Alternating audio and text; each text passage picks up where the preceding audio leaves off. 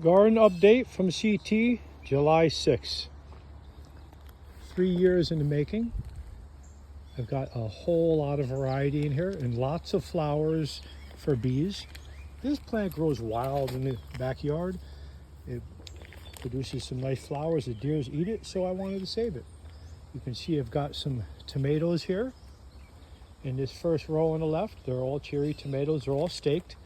I want to share with you some staking ideas so you can use wood like this.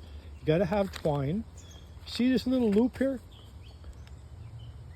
You can get them from Amazon. They work pretty nice, for example, right here. You could use zip ties also. I zip tied that to the fence. Get yourself some different size stakes. This right here are radishes that have bolted. And I'd rather let them bolt instead of, they're a cold weather plant, instead of getting the actual radish. They produce many, many pods. You see them?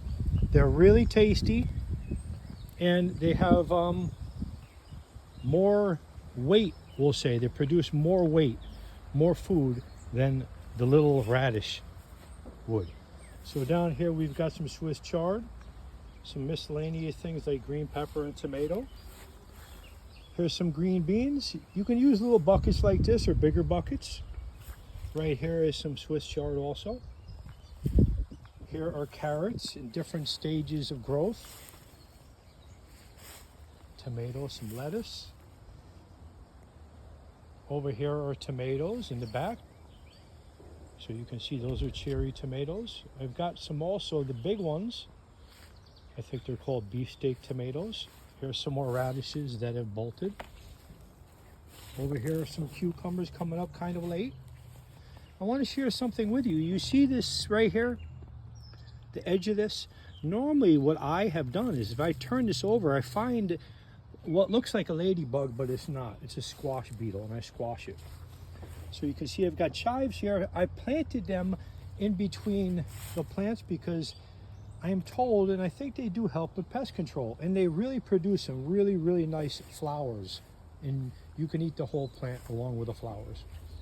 Then the flowers dry out and produce seed, and you could plant them next year. So here are some sunflower plants that decided to grow on their own. Back here is my addition. So you can see I've got green peppers. A variety of things when I didn't know what to do with them or where to put them. Some white potatoes. More white potatoes. I'm thinking those are almost ready to be picked. Miscellaneous. Now this I just absolutely love. I love squash plants. They are just huge. Right here are turnips that have bolted. I've let them do that because I like the flowers. And here are the pods. You can eat those pods. And again, there's seeds in those pods. So when you take a step back and you look over this, I don't know how, if you have a partner or kids, you wouldn't want to do this with them. Even if it's part-time, you know, you give them a job. There's a responsibility. The food's incredible. Let's get a little close-up of, so here's some of the squash growing. I've already got a number of them and eaten them, which is pretty cool. So you see this little plastic thing down here? It's a trellis of some kind. I didn't want the plants on the ground because of bugs. So back here are potatoes. And coming over here, you can see that there are more squash. And they all have some fruit on them in different degrees. So I wanted to share this with you because for me it's very therapeutic. It is a lot of work. I'm not going to tell you it's not. Here's a carrot that has bolted. And, you know, despite it being a lot of work, when you come out and get some first vegetables out of your own garden, it is just so cool and rewarding. So if you like me, give me a thumbs up. Share my page because my goal is to try to help folks in any way I can, whether it is a life tip or and enhance their lives. Okay?